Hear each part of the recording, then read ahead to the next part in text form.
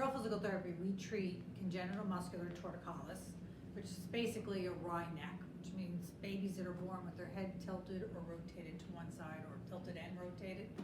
And the other thing that we treat is what's called plagiocephaly, which is the head that gets misshapen or flattened on one side or flattened across the back. And what we do is work on restoring that mobility in the cranium and getting that alignment and getting their neck aligned.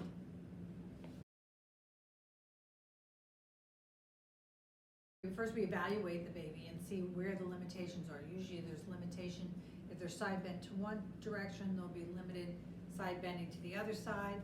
They're also usually limited if they're side bent and rotated, they'll have trouble rotating to the side that they're bent to.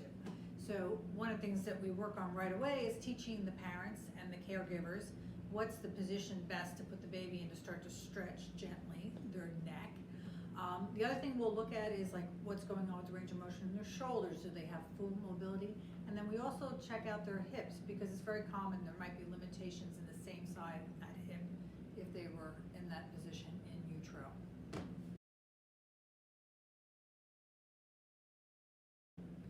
After an evaluation with the plagiocephaly, one of the things that we'll work on, what we do is called craniosacral physical therapy.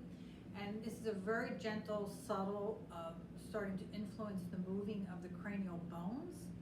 And the babies tend to love it. They tend to fall asleep and sleep deeply afterwards.